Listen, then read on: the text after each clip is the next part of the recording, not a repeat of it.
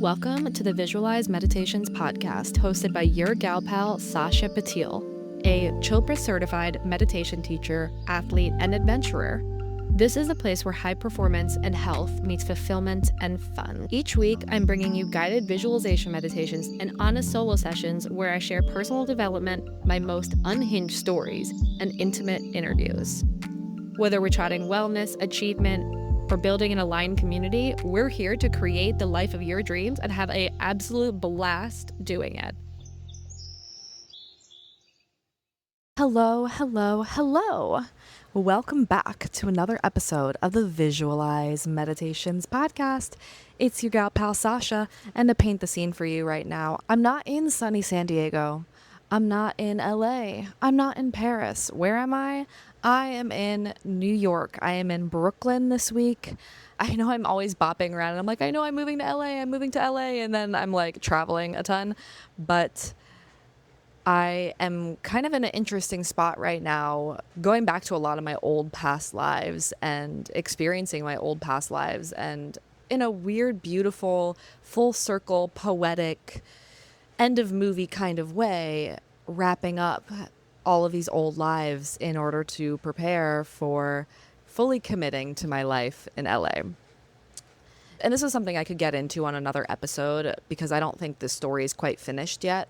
But just because it's top of mind, I've been going back to these past lives, specifically Paris and New York and my hometown. And it's really interesting to go back to these lives, both of which I felt like I've kind of left prematurely, in the same way that I felt like I left my life prematurely in Miami. Like, kind of all in different ways. I was really happy in all of these lives I had built for myself before I left. Like, I didn't really want to leave New York before I left. I didn't really want to leave Miami before I left. And I didn't really want to leave Paris before I left. All three for very vastly different reasons and vastly different situations. When I left New York, I was moving to Miami with my now ex. When I left Miami, it was due to the breakup with the now ex.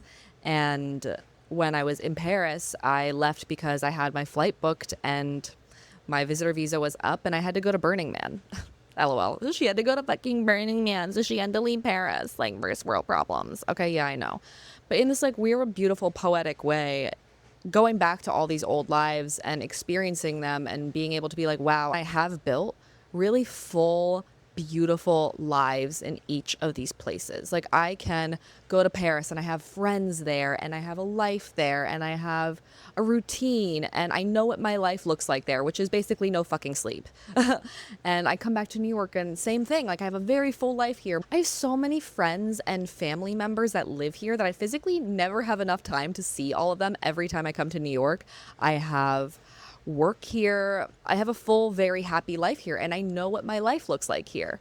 And that same thing with Miami. I know what my life looks like there. I went back to Miami in December and I had this kind of feeling where it's like, wow, like, I built a life here and this is a home and it's a part of me and it will always be a part of me, but it's not really where I see myself now and it's not really my home anymore.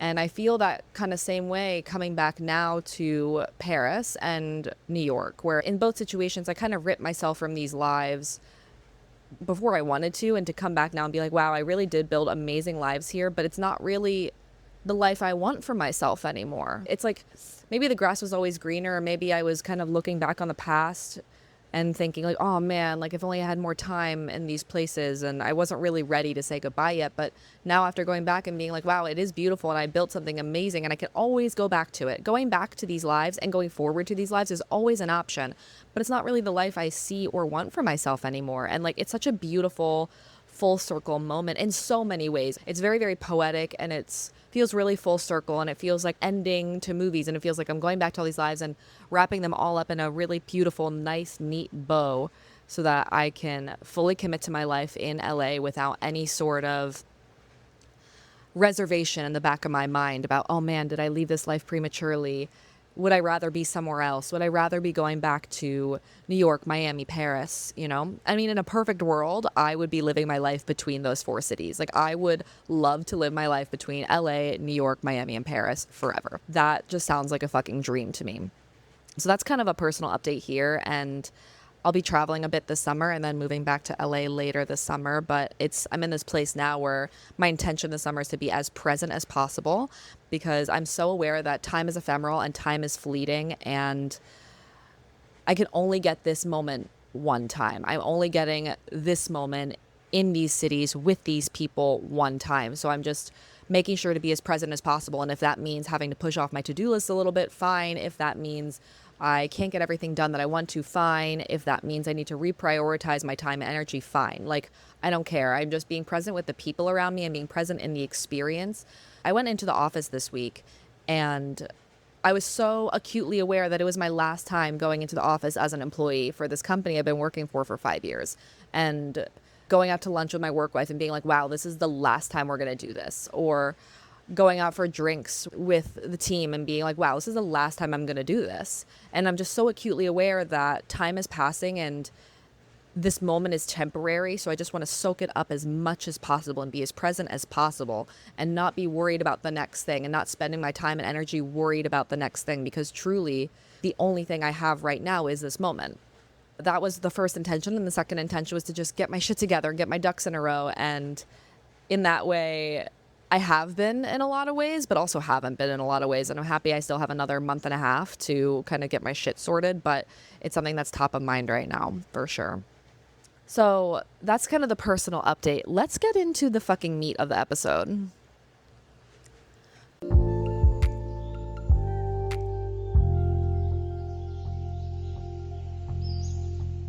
Something I was sitting and chatting about with friends recently was this idea of comparison is the thief of joy, and jealousy and comparison in general. And I think in today's world with social media, it's really, really easy to get into this comparison cycle and to get stuck in comparison in general. I had a friend telling me that, like, oh, this person has XYZ that I want, and oh, it's so annoying that they have that and they have what I want and it's so easy for them and blah, blah, blah, blah, blah.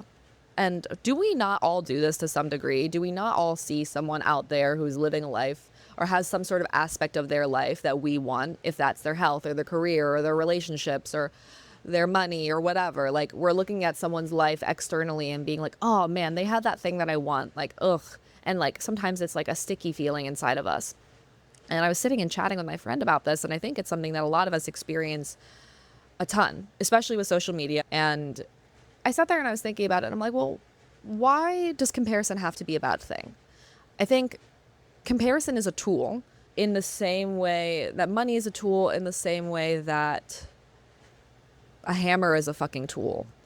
And what do I mean by that? I mean, when you see someone's life, and when you're looking at someone's life externally and you're looking at some area of life that they have and you're like, wow, I really want that for myself, instead of feeling bad about it and instead of beating yourself up about it, why would that not kind of excite you to some degree? For a variety of reasons. Number one is because when you see someone who has something that you want, it just means that deep down you want that too. So it is clarity about what the hell you want in your life. And clarity is great. I feel like a lot of people go out and they have no fucking clue what they want with their life. They have no idea what they want to do or what they want to have or what they want to build or what they want to achieve or what they want to invite or attract into their life. They have no idea. But when you look at someone's life and you're like, oh man, I really want that thing, it's just giving you more clarity about what you truly desire and what you truly want in your own life. And I don't think we take a lot of conscious time to actually sit and to dream and to think about, what do I want? Like, what do I want to build in this life? What do I want to create? What do I want to attract? What do I want to invite? And being able to look externally and be like, ooh, like I want that thing and I wish I had that thing. Like, that's just teaching you and telling you what exactly you want. So number one, it's helping you show yourself really what you want in your life. Number two is that seeing someone else have what you want is just further proof that it is achievable and that it is possible. So if they can achieve it, you can achieve it too. I know this is about to get a little woo-woo, guys, okay? So stay with me. If it's not for you, okay, sorry, goodbye, whatever. But everything in this world, we're all in one universal energetic field. Everything is truly just energy. Energy put in is energy coming out. And if that thing is in that realm of reality for that person. It also means that it's in this level of consciousness and in this energetic field for everybody, for everyone, including you, which means you can achieve the same fucking thing that they achieved because they did it, because it's a possible. Anything in this world is possible. We literally have computers in our pockets. We literally put man on the moon. Anything you can dream is achievable. Anything. Like in this world, if you can dream it, you can achieve it 100%. So if you see that thing and you want that thing, number one, it's teaching you what you want, but number two, it's telling you and showing you the signal, oh my God, that thing is possible and that thing is achievable. Not just for them, but for me too.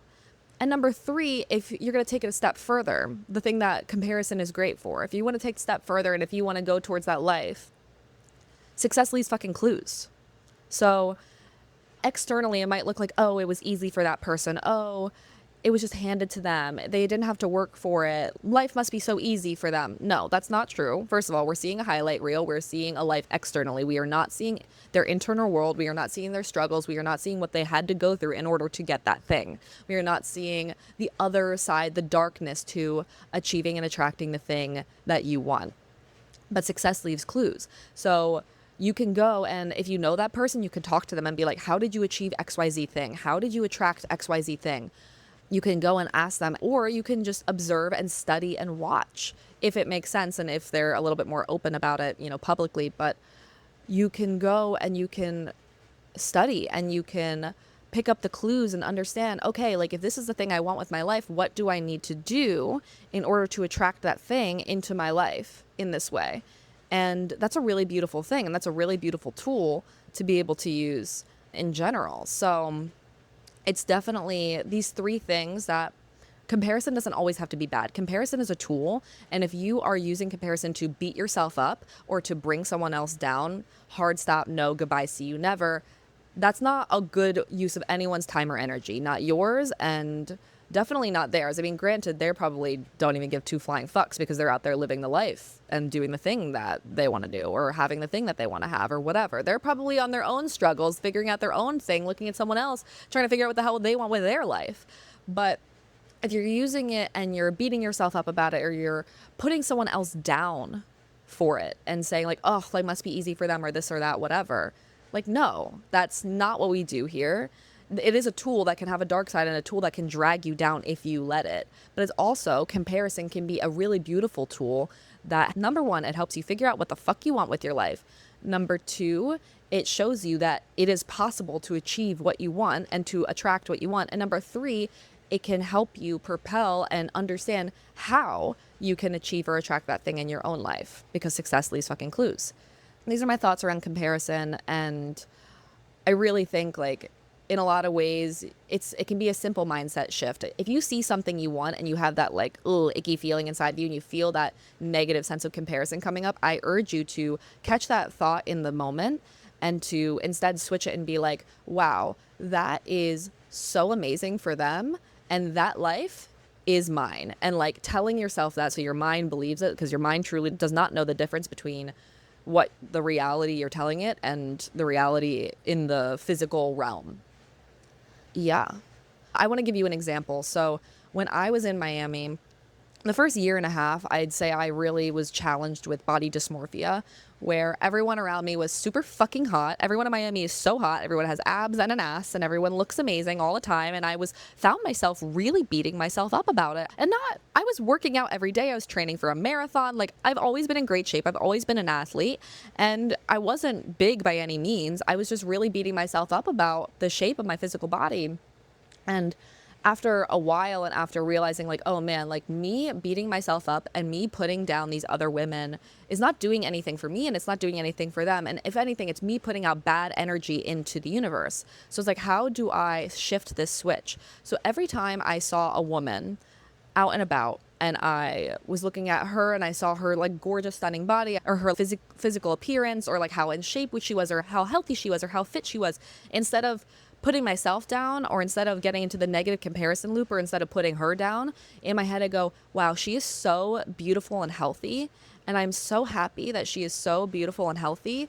I'm really excited that I am welcoming that into my life too.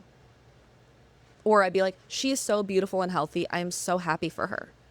Like that, isn't that incredible? and just putting good energy and good vibes out there. And what do you know? I mean, granted, it did take a lot of other work too, of not drinking and working out a ton and eating super, super clean, but I ended up getting in great shape. I know I put the physical work in, but it was also a matter of me sitting and thinking, like, oh wow, like they can achieve that, I can achieve that too. How can I align myself with these values in order to achieve the outcome I want?